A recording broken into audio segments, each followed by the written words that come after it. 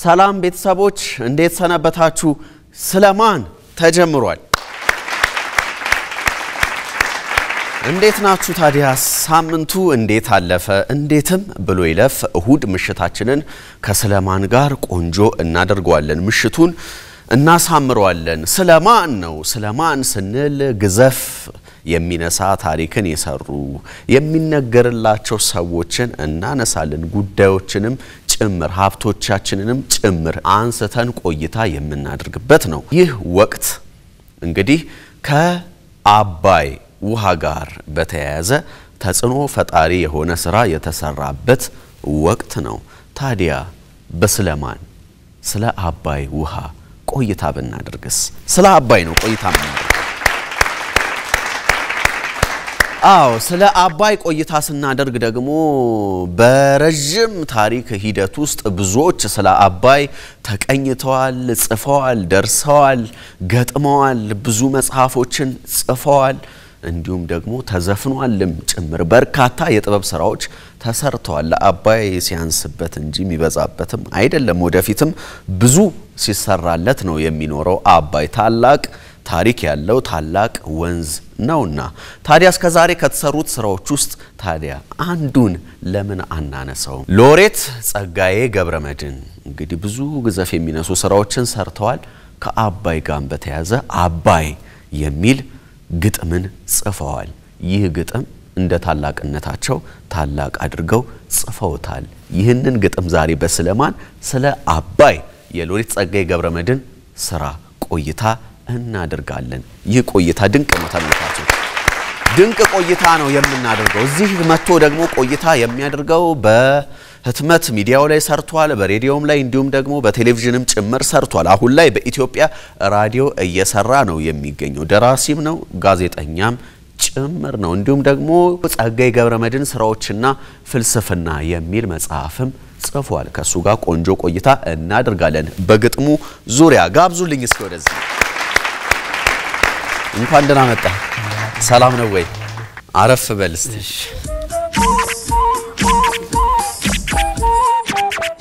ስለ ሎሬት ጸጋዬ ገብረመድን አባይ የሚለው ስራ ዛሬ ቆንጆ ቆይታ እናደርጋለን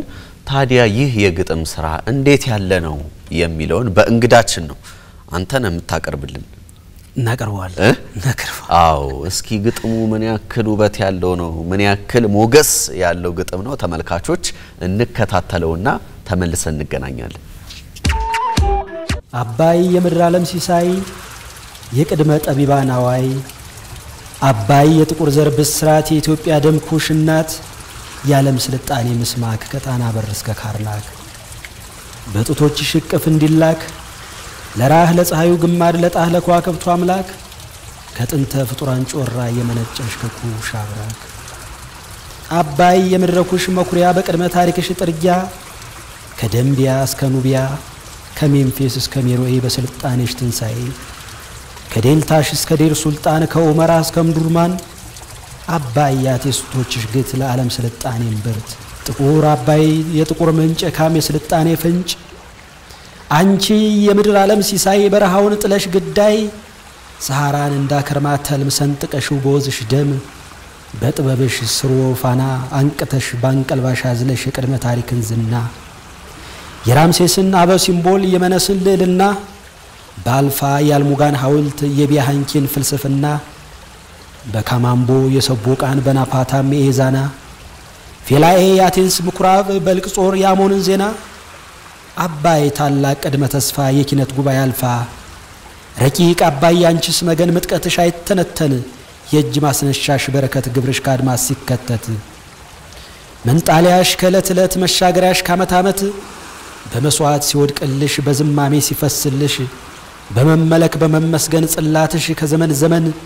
ባዝርት አበቅቴሽ ሲታጠን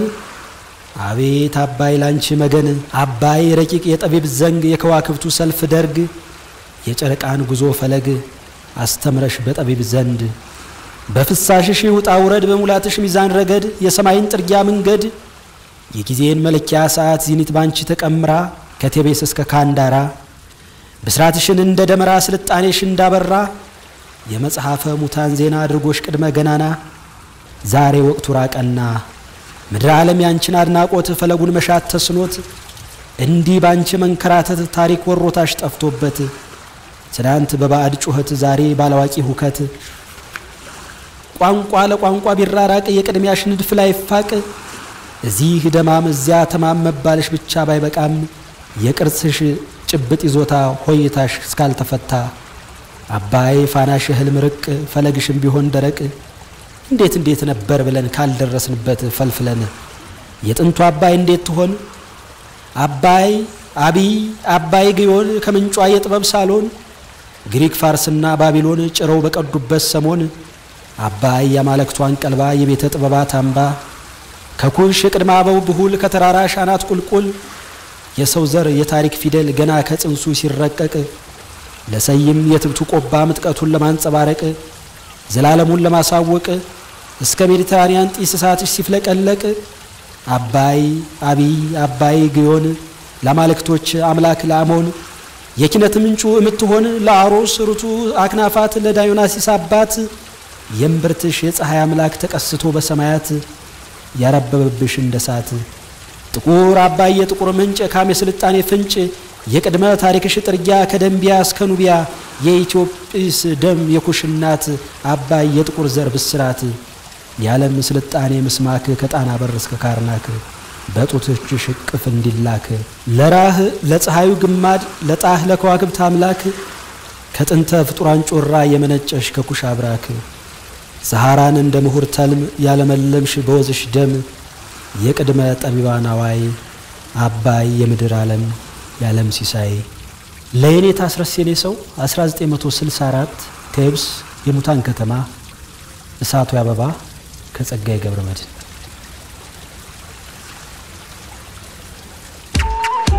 በጣም ነው የምናመሰግነው ደራሲና ጋዜጠኛ ደሳለኝ ስዩም ልክ እንደ ውሃው ለስለስም እያረክ እንዲሁም ሸዋም እያረክ ነበር ያቀረብክልን በጣም እናመሰግናለን እኔም አመሰግናለሁ የጸጋዬ ግጥም እኮ ልክ ውሃ ጠምቶ በደንብ እስክትረሰርስ የመጠጣት ያክል ራሱ ውበቱ ደግሞ አይደል ብዙ ነገሮች ስለሚነሱ የሚገልጽበት ቃል የሚያመጣው ቃል ሐሳቦቹ በነገራችን ላይ ብዙ ጊዜ ብየዋለሁ እኔ የጸጋዬ ግጥምን ማንበብ የዮሐንስ ወንጌልን እንደ ማንበብ ያክል በየለቱ አዳዲስ ነገር ነው የምታገኝበት የዮሐንስ ወንጌልን ስታነብ አንድ ጊዜ ብቻ አንብበው አንተ ተራተለም በየቀኑ አዳዲስ ትርጉም ያገኘህበት ነው የምትሄደው የጸጋዬ ግጥም እንደዚያ ነው ባነበብከው ቁጥር አዳዲስ ነገር ባተም እየሰፋ ለዚያ እኮ ነው እሳቱ ያበባ ከታተመው ኦልሞስት 50 አመት አልፎታል ግን አሁንም እንደ አዲስ ነው የምታነበው በዚያ ምክንያት ይመስለኛል የሚገርም ነው እንግዲህ ዛሬ አባይን ነው መነሻ አድርገን ቆይታ ምናደርገው አሁን አባይን ብቻ ሳይሆን ስለ ሎሬት ጸጋዬ ገብረመድህን ስራዎች ስናነሳ ቴዎድሮስ ገብሬ ያለው አለ ከጸጋዬ ገብረመድህን ጋር በተያያዘ በተለይ ይሄ ትልልቅ የሚባሉ ሐሳቦች ላይ ትልልቅ የሚባሉ በታሪክም እንዲሁም በተፈጥሮ ያገኘናቸው ሀብቶችን እነሱን አንስቶ ጸጋዬ ገብረመድህን ሲጽፍባቸው እሱም ልክ እንደ ትልቅነታቸው እሱም እስከ ጥግ ድረስ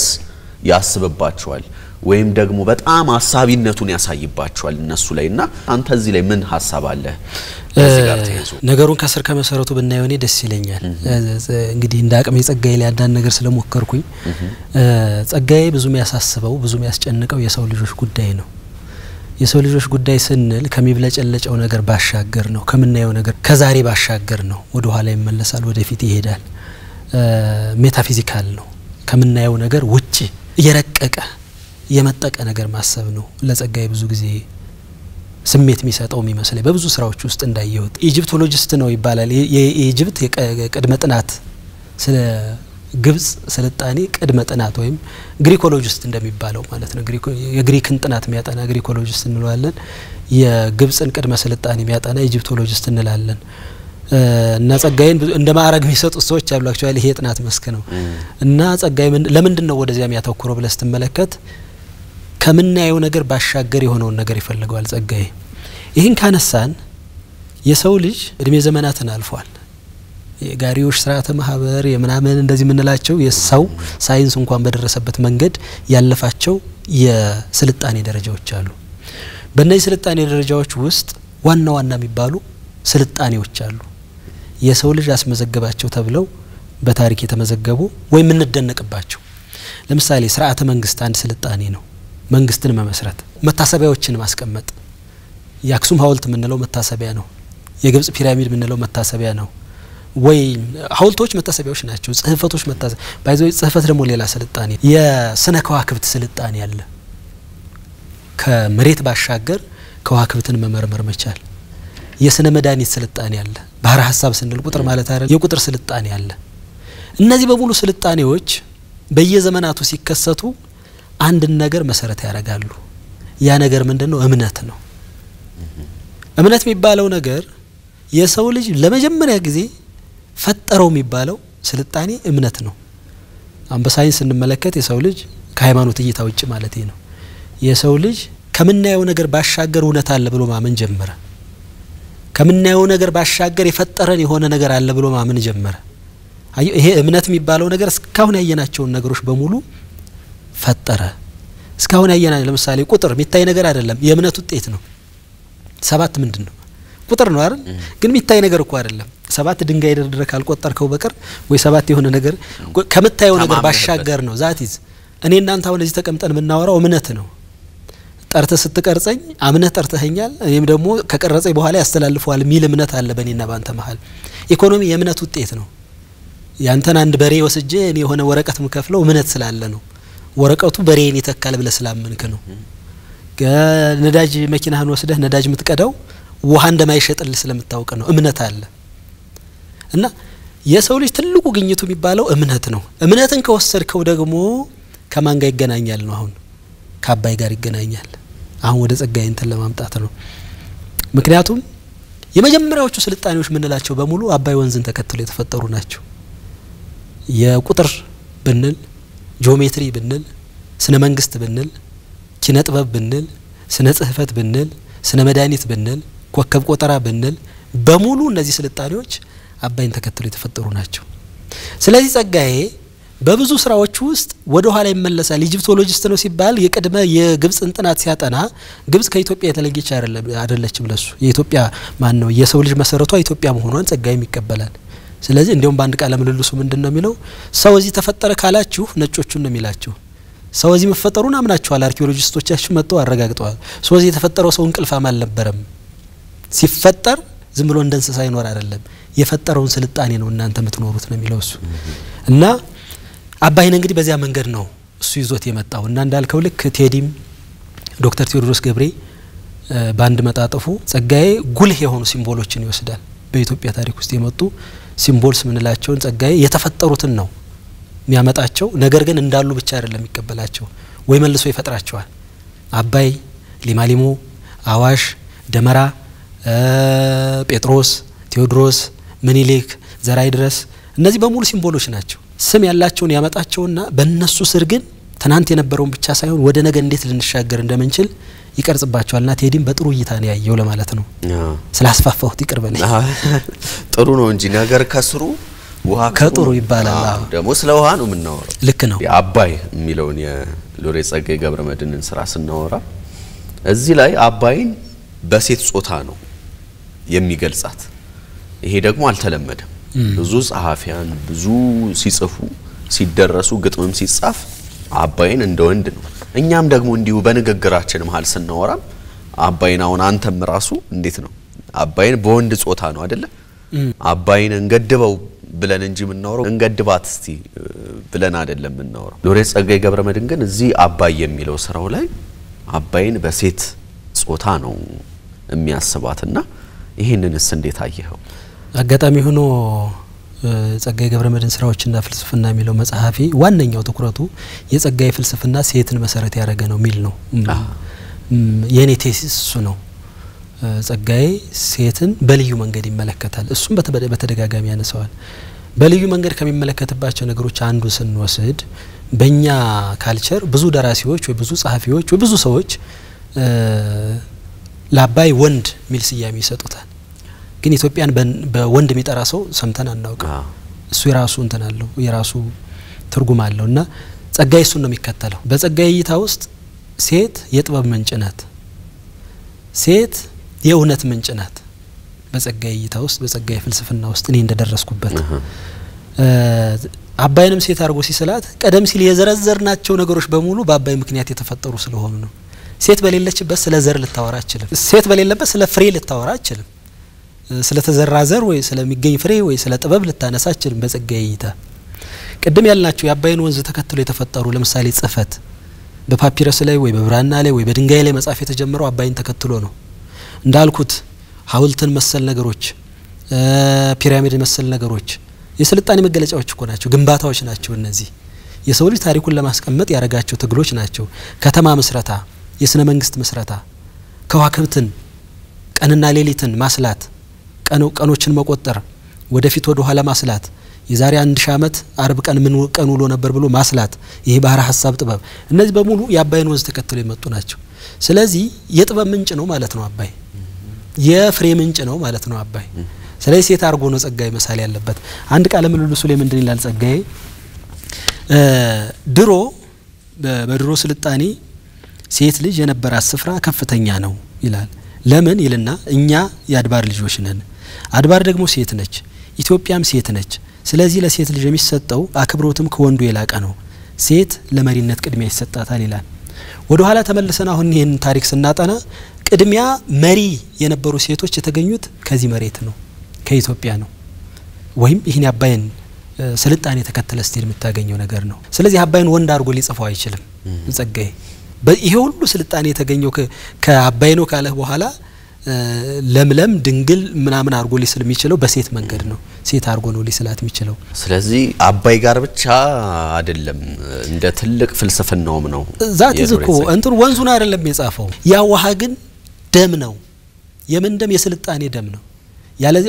ግጥሙን በእያንዳንዱ እንትን እኮ አርኬ እየከፋፈልን ብንመለከተው እኔ እንዴት አርጎ መለኮት ካረዳው በቅር የሰው ልጅ በዚያ ደረጃ ግጥምን ይጽፋል ብዬም አላስበውም።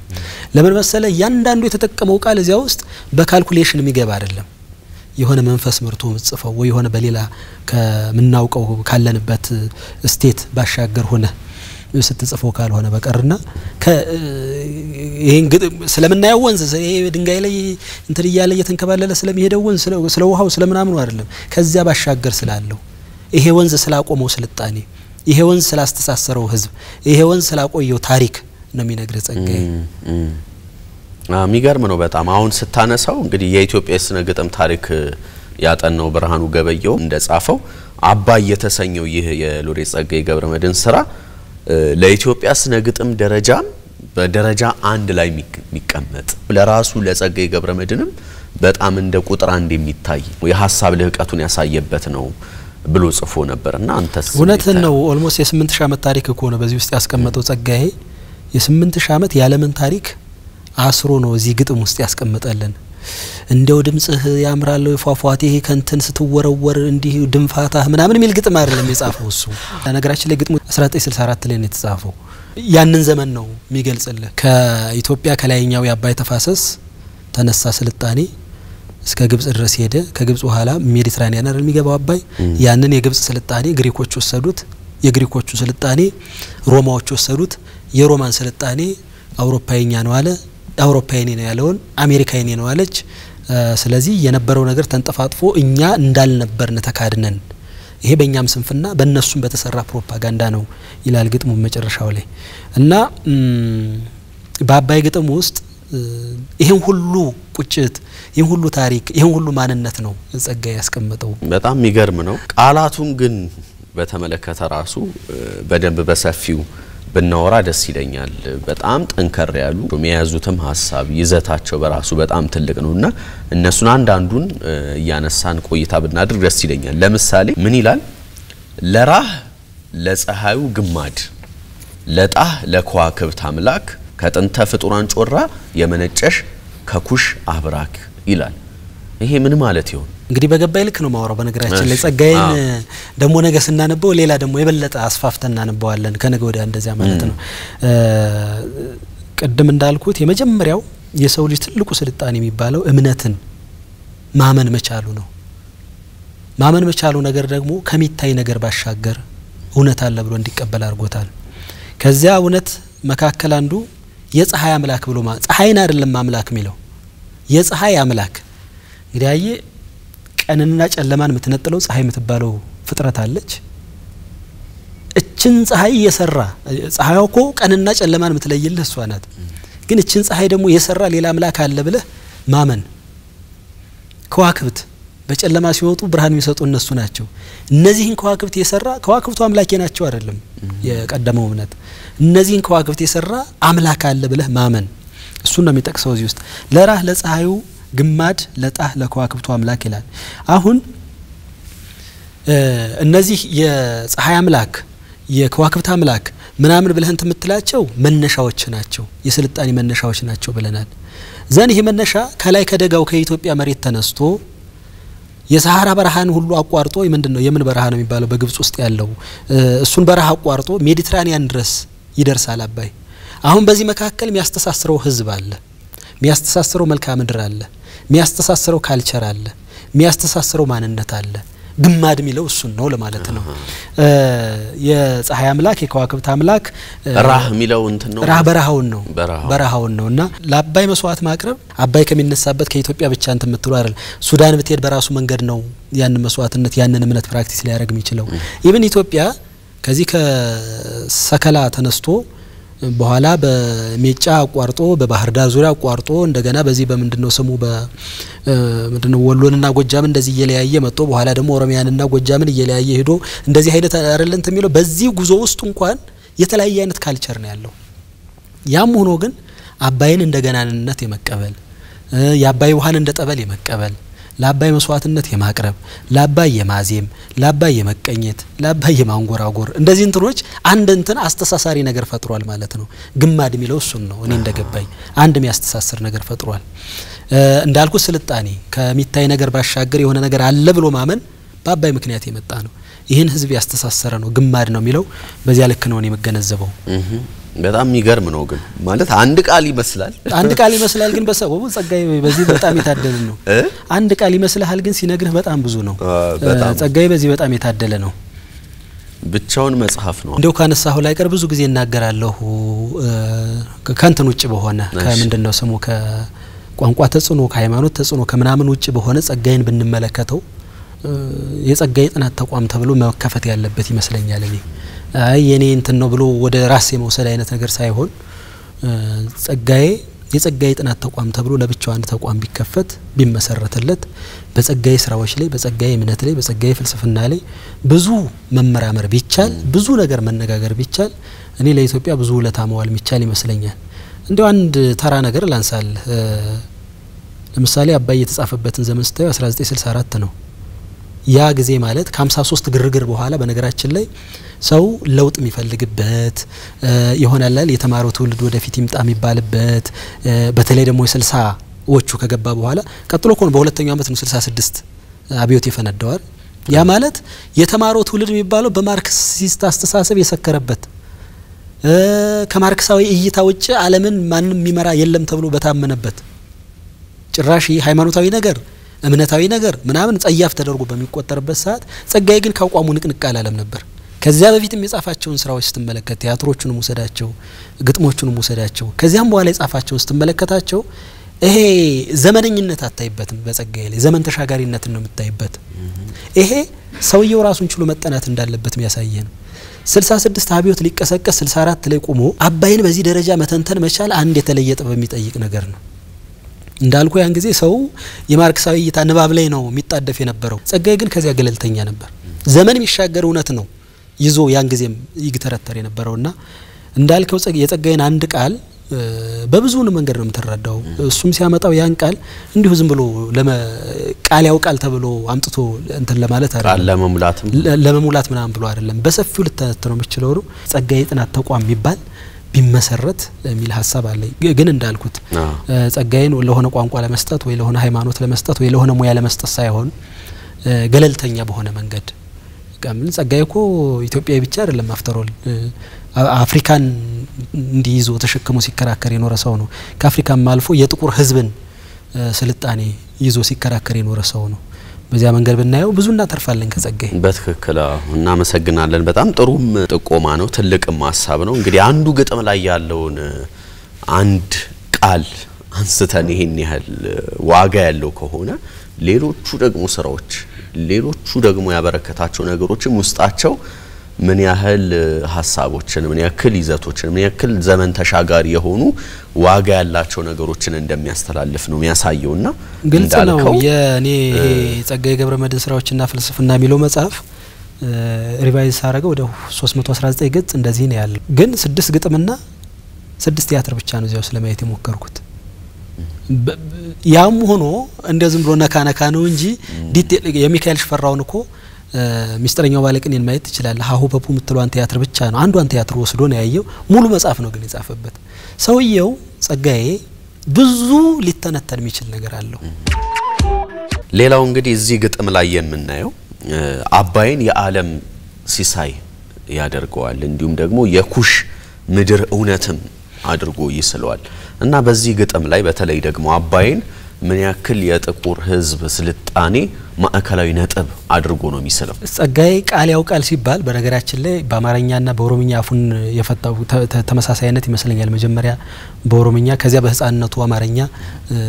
በወላጆቹ ምክንያት አባቱ ወታደር ስለነበረ እዚህና እዚህ ያለ ነው ያደገውና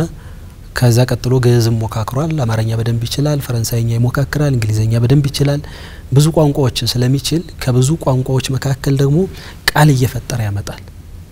እና ያንዳንዱን ቃል ሲሰጥህ ዝም ብሎ በግምት የሚሰጥህ ሰው አይደለም አሁን ያነሳው የካሚ ስልጣኔ ፍንጭ ምትል አንዲት አረጋለች አንድ ቃለ ምልልስ ላይ ጸጋዬ ምን ይላል ካም ወይም ሃማ ወይም ሃም ወይም ሃማ የተባለው ታላቅ ግንድ የጥቁር ኩሽና የግራጫው ሴም ቅይጥ ነው ሃማሴን ካማ ኢሴን ወይም ሃማ ኢሴን አማራ አምሃራ ወይም ካምሃራ ኦሮሞም ኦር ኦሞ ወይም ኦር ኮሞ አጋሜም አግ ሃሜ ወይም አግ ካሜ ጎጃሜም ጎጆ አሜ ወይም ጎጆ ካሜ ሶማሌም አፋርም ጉራጌም ሀዲያም ከምባታም ሲዳማም ኩናማም አገዌም አደሬም ወዘተ ምንባለው ሁሉ የጥቁር ኩሽና የግራጫው ሴም ቅይጦች ነን ይላል አሁን ይሄ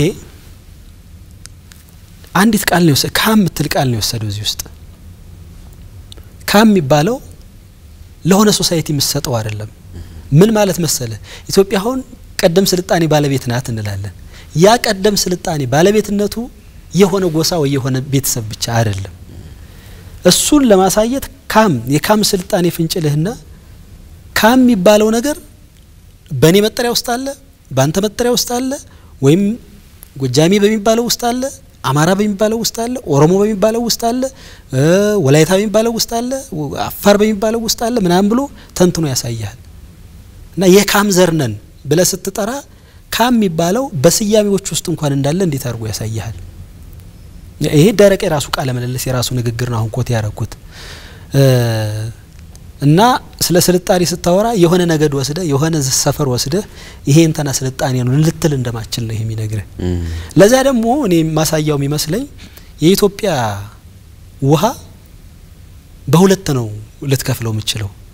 በጣም ብዙ ወንዝ አለ ብዙ ሀይቅ አለ ብዙ ኩሬ ምናምን አለ ግን የኢትዮጵያን ውሃ ከዚህ አሁን ከንጦጦ በላይ ያሉና ከንጦጦ በታች ያሉ ብለ ብትከፍላቸው ከንጦጦ በላይ ያለው አባይ ውስጥ ነው የሚቀላቀለው ከንጦጦ በታች ያለው አዋሽ ውስጥ ነው የሚቀላቀለው አዋሽን በራሱ መንገድ በራሱ ካራክተር ሰርቶታል አዋሽ ሚለውን ግጥም ሌላ ጊዜ ቀን ከገጠመን እናያለን አባይ ሚለውን ግጥም በተመሳሳይ በራሱ ቀለም በራሱ መንገድ ሰርቶታል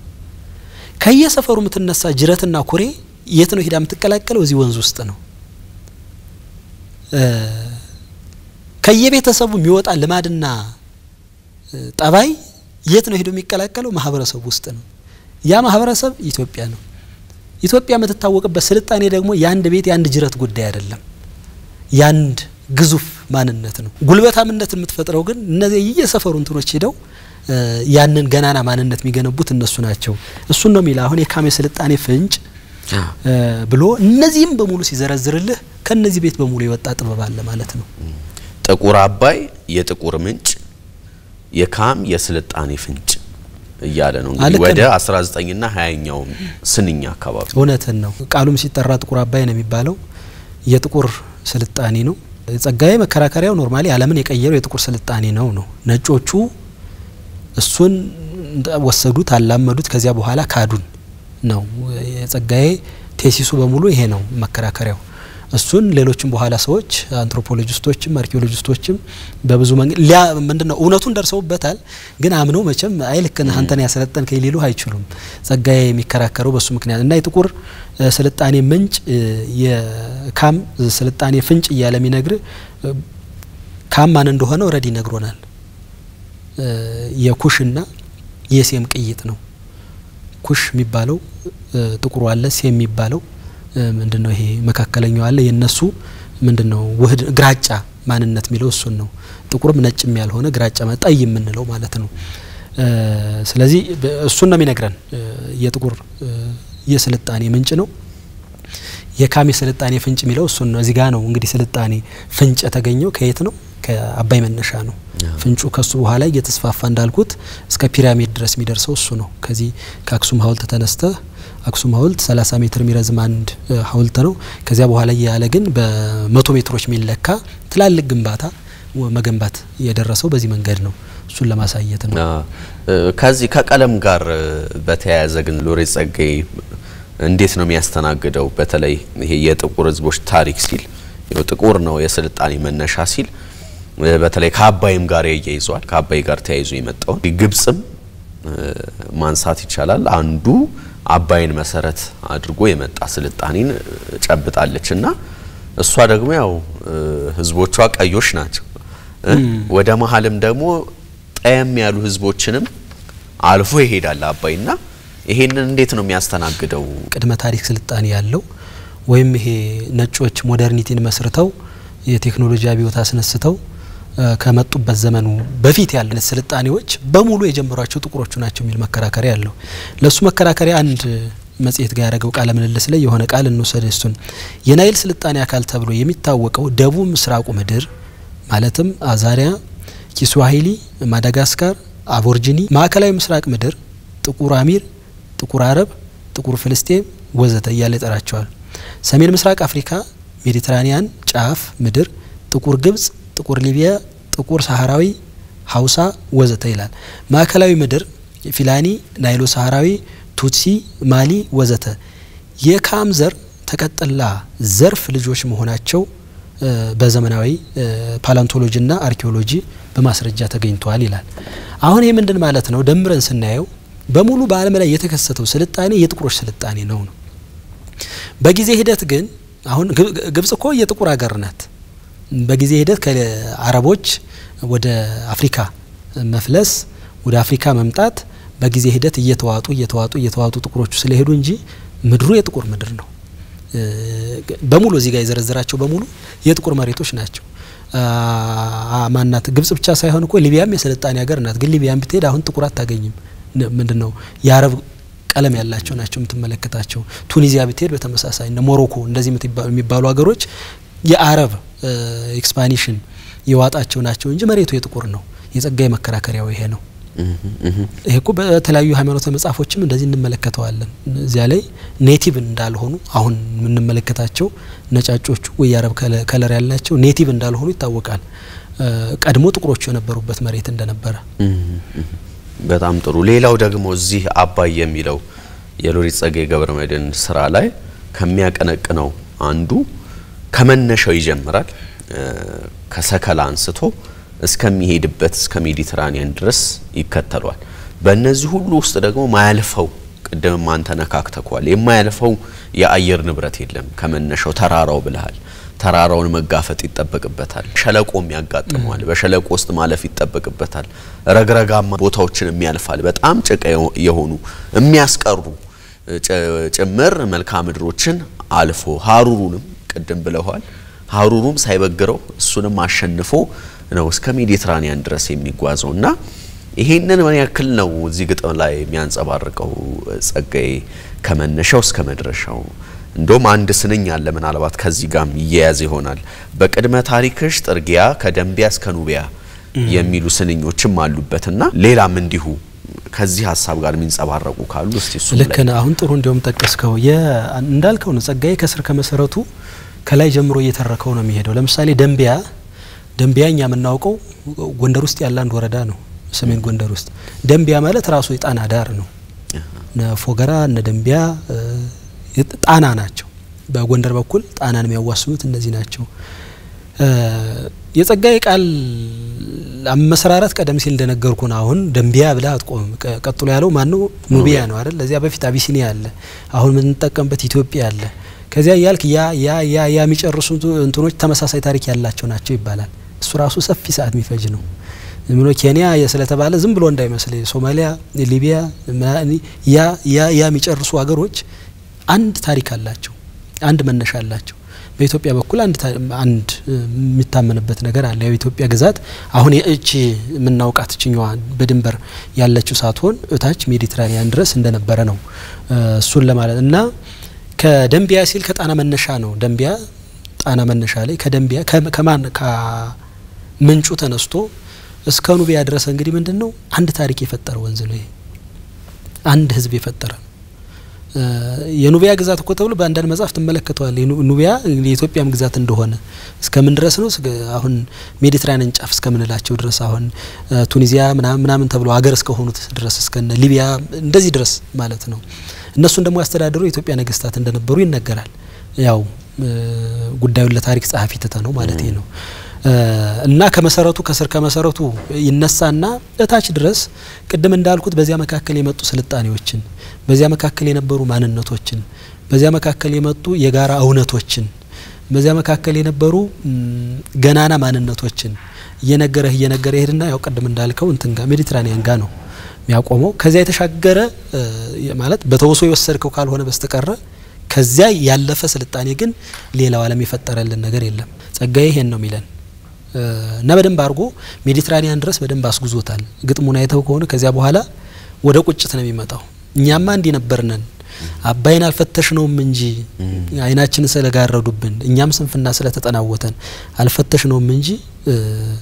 የኛ እውነትማ ይሄ ነበር ነው የሚለው ግጥሙ ከሆነ ገጽ በኋላ እንደዚያ ነው የሚለው። ያስቆጫልም አይደለ? እንግዲህ አባይ አንጸባርቆታል ግጥሙ ላይ ጸጋዬ ከመነሻው ጀምሮ እስከ መድረሻው ድረስ ምን ያክል ፈተናዎችን አልፎ እዛ ሜዲትራኒያን እንደሚደርስ ይሄ ውሃ ደግሞ ምን ያክል የስልጣኔዎችን መነሻ የሚሆኑ ማለት ለብዙ ነገሮች የሚያነሳሳ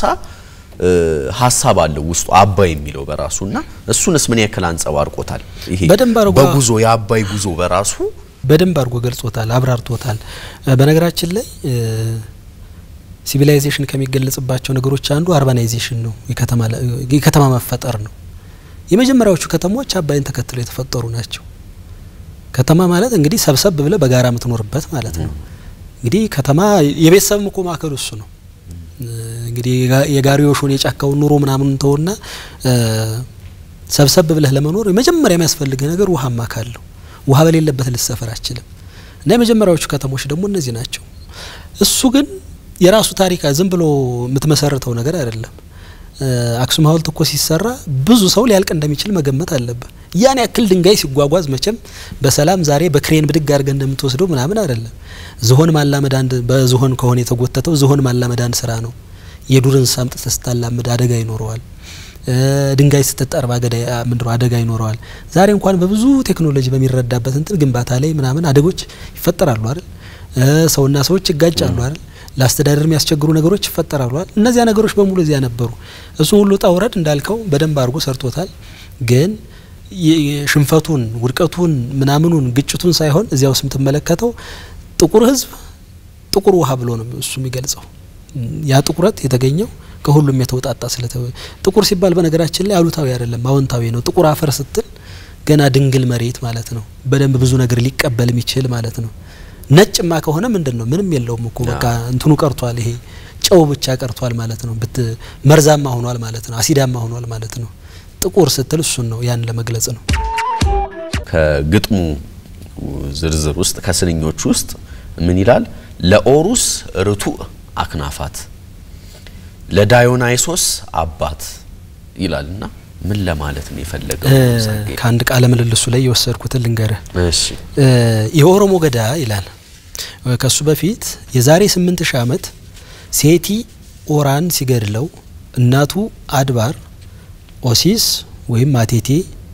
የኦራን አስከሬን ፍለጋ በሌሊት ተሰደደች። አስከሬኑን ቀስቅሳ ዳግም ህይወት ዘራችበት ተብሎ ታመነ። ከሞት በኋላ ስርየት ተፈጸመ የሚባለውም ስለዚህ ነው። ቀጥሎ ኢትዮአክልስ ኦዲፐስን ሲገድለው እናቱ የኦዲፐስን አስከሬን ፍለጋ በሌሊት ተሰደደች አስከሬኑን ቀስቅሳ ዳግም ህይወት ዘራችበት ተብሎ ታመነ ይላል የዛሬ 8000 ዓመት ይሄ ሚቶሎጂ የኢትዮጵያ ሚቶሎጂ ነው ሴቲ ኦራን ሲገድለው ማለት ነው ወይም ሚልና የኦሮሞ ገዳ እጅግ በጣም ጥንታዊ የካማቦ ሚቶሎጂ ነው ወንድሞቹ ጎናና ሳቦ ወይም መጫና ቱለማ ወይም ቦረናና ከረዩ ሲጋጩ ሲገዳደሉ እናት አቴቴ በሌሊት ተሰደደች አለቀሰች ዋቃ አዲስ አባ ገዳ ሰየመ ኦሮሞ ዳግመኛ ህይወት ዘራ ዛሬም የኦሮሞ የባህል አርማ በሆነው ኦዳ ወይም ዋርካ ላይ የሚታየው የአንድ ዛፍ ሁለት ግንድ የሁለቱን ወንድማማቾች ልዩነትና አንድነት ወይም ውህደት ለማብሰር ነው ኢሬቻም የዚሁ ዳግመኛ ህይወት የምስራች ብስራት በዓል ነው ይላል እዚህ ውስጥ ሚነግር አንድ የቆየ ሚቶሎጂ አለ እዚህ ጥቁር ህዝብ ውስጥ ኢትዮጵያ ውስጥ የነበረ ወንድሙን ገደለው እናት ግን በዚህ ውስጥ አሸማጋይ ሆና መጣች ነው ዳግም ህይወት እንዲዘራ ዳግም ህይወት እንዲፈጠር አደረገች ነው ይሄ የዛሬ 8000 ዓመት በእኛ በጥቁር ህዝብ ውስጥ በኢትዮጵያ ውስጥ የነበረ ሚቶሎጂ ነው ያ ሚቶሎጂ እኮ የሆነ መነሻ አለው የሚነገር ነገር መነሻ አለው ከዚያ በኋላ ይልና ከ4000 ዓመት በፊት በሳይንስ መረጋገጡን ደሞ ሲነገረን ከ4000 ዓመት በፊት በፓፒረስ ታች ግብጽ ላይ ለጽፈት ይተቀሙበት የነበረው ነው ብራና እኛ ኢትዮጵያ ውስጥ የምንጠቀመው ነው በብራና በድንጋይ ላይ ተጽፎ የቆየውን የአፍሪካውያን ኦራ ወይም የፀሐይ አምላክ ሃይማኖት ስርዓት ቲያትራዊ ቅጅ ነው አሁን የምንመለከተው ይላል ቀደም ያለው ሚቶሎጂ ከ8000 ዓመት ጀምሮ ሲጓዝ የመጣው ሚቶሎጂ ከ4000 ዓመት ወዲህ ግን በጽሁፍ ተገኝቷል ከዚያ በኋላስ አሁን የጠቀስካት እንትሯ ምንድናት ምትለው የዳዮናሲስ አባት ይላል ዳዮናሲስ ቀደም እንዳልኩት ነው ግብጽ ማናት ግሪክ ቲያትርን ጀመረች ተብላ በአለም ቲያትር ታሪክ እኔ ተመረዋለሁ እስካሁን ድረስ የተቀየረ አይመስለኝም ስርዓተ ትምርቱ ያ ውሸት ነው የጸጋይ መከራከሪያ የዳዮናሲስ አባት ሚለው ኦሩስ የፀሐይ አምላክ ነው እዚህ የሚከበረው ለፀሐይ አምላክ በሚደረግ ከበራ ላይ በሚከወን ድርጊት ላይ ይከወን የነበረው ቀደም ተከተል ከ4000 ዓመት በፊት በድንጋይ ላይ በብራና ላይ በፓፒረስ ላይ ተጽፎ ተገኝቷል ከ4000 ዓመት በፊት የተጻፈው ሲናበብ አሁን ግሪክ ቲያትርን ጀመረች ከሚባልበት ነገር ጋር መሳ ለመሳ ነው ይላል የግሪኩ የሰማይ ጀግና አምላክ ኦዲፐስ የሃይማኖት ስርዓት ቲያትራዊ ቅንጅት ጋር መሳ ለመሳ የተወረሰ ነው የሚለው እሱ ስለዚህ ግሪኮች አይ ዳዮናሲስ የሚባልን ከበራስና ከብር ነው ቲያትርን የጀመር ነው ምክንያቱም የቲያትር አላባውያን ተብሎ የሚታወቁት ገጸ ባህሪው ወይም ተዋናዩ አለ ቅቡ አለ አልባሱ አለ ድርጊያው አለ ቦታው አለ መድረኩ እነዚህን ቆጥረው ነው እነሱ ከ8000 ዓመት በፊት እሱ የኛ ነበረ ነው ጸጋዬ እኛ ለፀሐይ አምላክ በመናዘጋጀው መስዋዕትነት ይደረግ የነበረን ድርጊት ነው ያንዳንዱ ለሱ ደግሞ አስረጁ ከ4000 ዓመት በፊት ወረደ ተጽፎ ተገኝቷል እና ለዳዮናሲስ አባት ሚለው እሱን ነው እናንተ ዳዮናሲስ የምትሉት ቀድመ ስልጣኔ እኛለን ከሱም በፊት ነበር ዛት ነበር የሱ ደግሞ ምንትሩ ምንድነው ምንጩ ቀድም እንዳልኩት አባይ ባይኖር ይሁሉ ስልጣኔ አይኖርም ነው ቀድም እንዳልኩት ወንዝን ተከትለህ ነው ስልጣኔን ያበጀህ ምትሄደው ምክንያቱም ወንዝ ክረምት ከበጋ ደረቃል ምትለው አይደለም ጎርፍ እንዳይወስድ ብቻ ትንሽ ፈቀቅ ትላለህ እንጂ ስልጣኔ በሙሉ ወንዝን ተከትሎ የተፈጠረ ነው እሱን ለማለት ነው ዳዮናሲስ አባት ይያለም ይነግረን ውስጡ ትልቅ ታሪክም አለ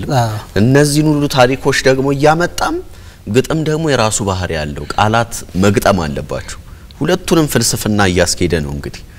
ሚገርመው እኮ ይሄን ግጥም የጻፈው ቴብስ ምትባል ከተማ ውስጥ ነው ቴብስ ማለት አሁን በዩኔስኮ እንዲሁም የዓለም ቅርስ ተብላ ተመዝግባለች እንዳየሁት መረጃ ቴብስ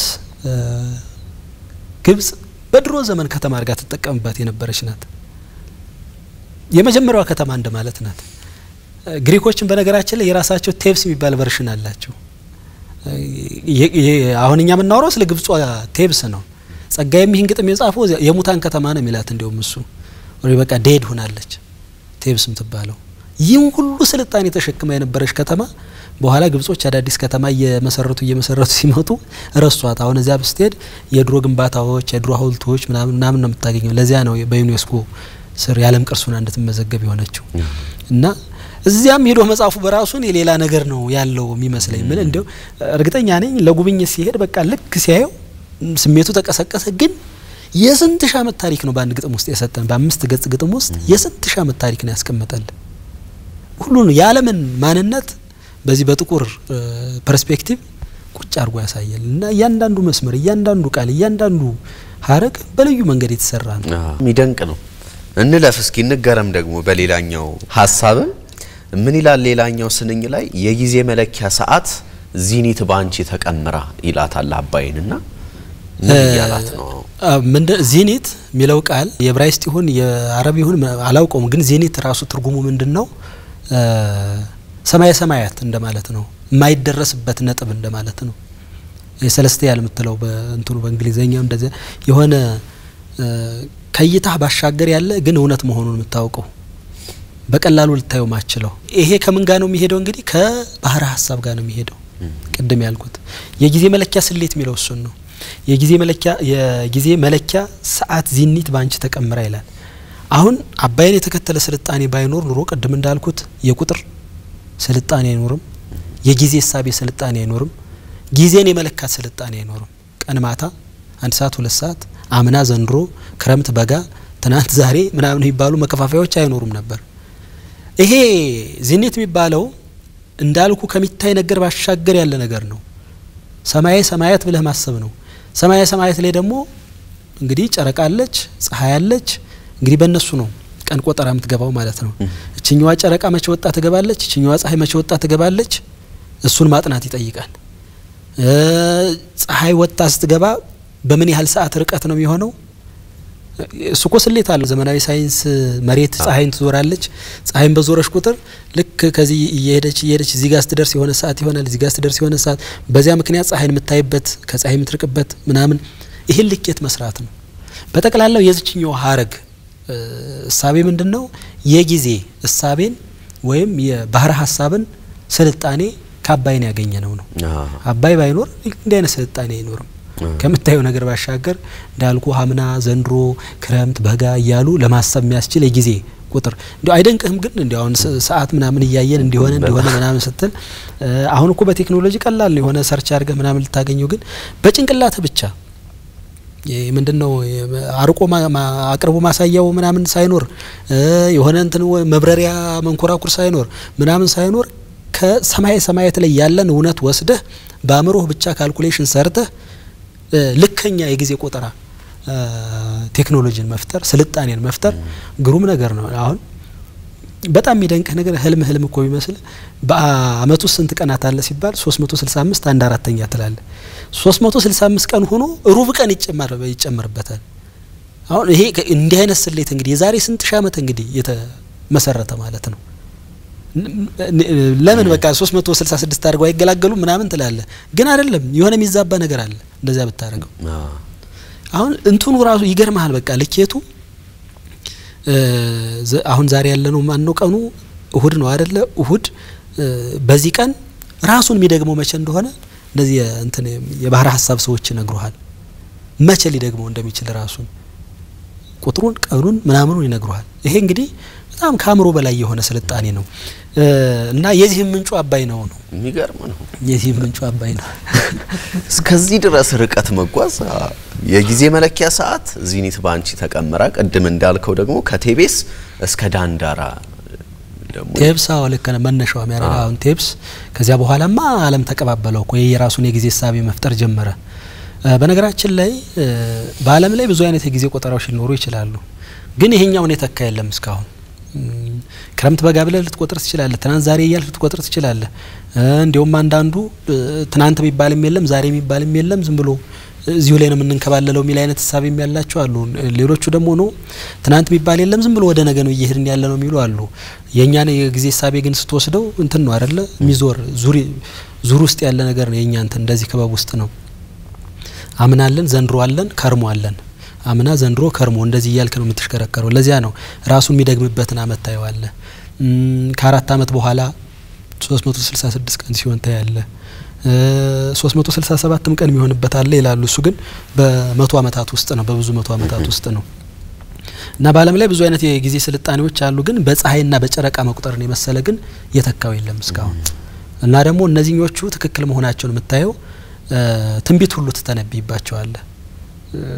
ልክ አሁንኛ በኢትዮጵያ የምትከተለው የቀን አቆጣጠር የሆነ ጊዜ ሮዳስ እንትን ብለው ነበር አይደል በዚህ ቀን የፀሐይ ግርዶሽ ይፈጠራል ብለው አስልተው እውነትም ሲታይ ላሊበላ ላይ የፀሐይ ግርዶሽ ተፈጠረ ባራ ሐሳብ ነው ያጠኑት እነሱ የቀን ቆጠራ ነው ያጠኑት ቀኑን ቆጥረህ በዚህ ቀን እንዲህ ይሆናል ጎርፍ ይመጣል በዚህ ቀን ፀሐይ ትጨልማለች በዚህ ቀን ምናምን ማለት በራሱ በጣም የሚገርም ነው በጣም ጥልቅ ጥበብን የሚጠይቅ ነው ያ ሁሉ ግን ይሄው ምንጯ ማናት አባይ እሷንም ገለጻት እንዲያረግ አሁን ታዲያ ምናልባት እንደዚህ በረጅሙ የአባይን ታሪክ ያነሳ የአባይን የጥበቦች ሁሉ መነሻ መሆኑን ሲያነሳ በዛውም ደግሞ ምን ያክልስ የኢትዮጵያን ታሪክ ግዝፈትም እየነገረን ነው ግረ መንገድ ካም ከሚለው ቃል ወስዶ ሁሉንም የኢትዮጵያ ብሔሮች ስያሜ ነገረን አይደል እንደ አንድ አይነት ህዝብ ነው አለን አባይም ስንል የሰሜኑንም የደቡቡንም የምኑንም አፈር ይዞ የየሰፈሩ ጅረት ሄዶ የሚገባበት ነው አባይ ምንለው ኢትዮጵያ ቀለም ማለት እኮ እሱ ነው አባይ ማለት እሱ ነው አንዱ ሳማ እንዴት ወጥ መሆን እንደሚችል ጥበብ ይዞ ይመጣል አንዱ ፈረስ እንዴት እንደሚገራ ጥበብ ይዞ ይመጣል አንዱ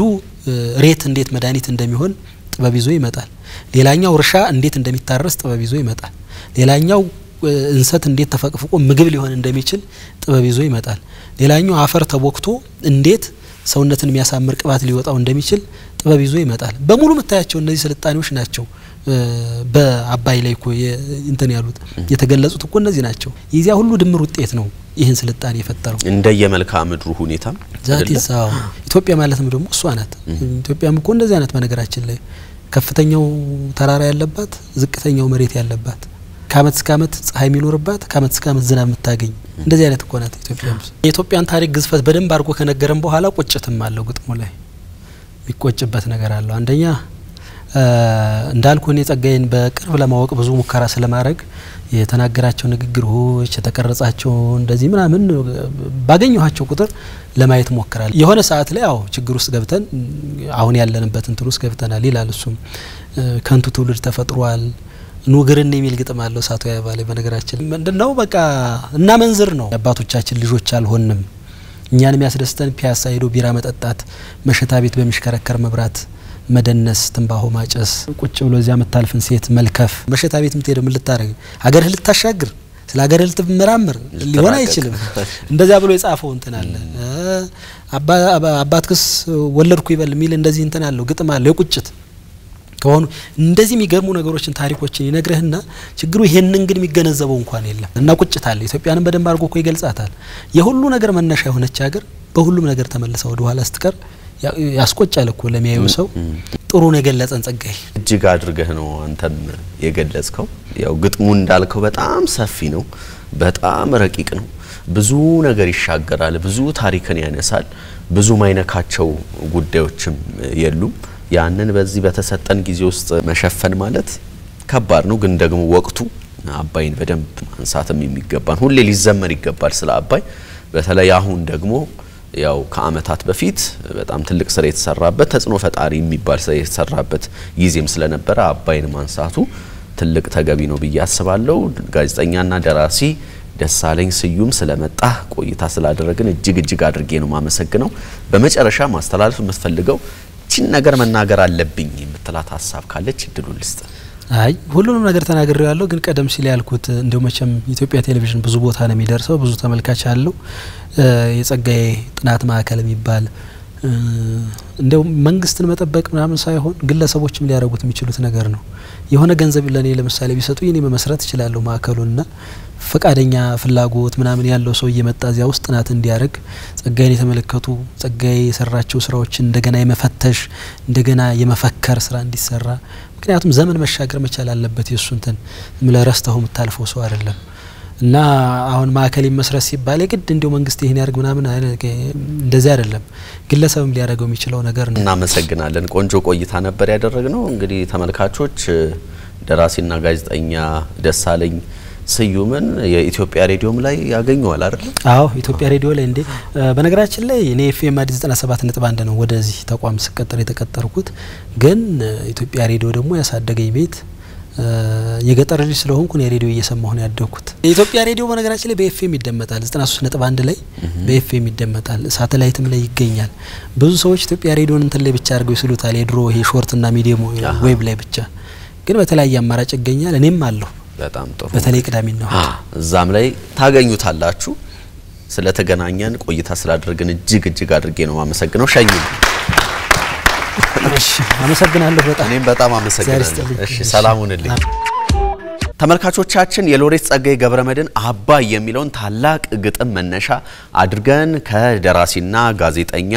ደሳለኝ ስዩም ጋር ቆንጆ ቆይታ አደረግን በዚህ ሁሉ ጊዜ ውስጥ ለአብሮነታችሁ ለሰጣችሁን ጊዜ እጅግ አድርጌ ነው የማመሰግነው ሳምንትም ደግሞ በሌላ በስለማን ስለ ብለን እንመለሳለን ሳምንትም የኛው ነው የት ሄድብናል እስከ ሳምንት ቸርቸሩን ያሰማን ክፉን ያርቅልን ቸር ሰንብቱ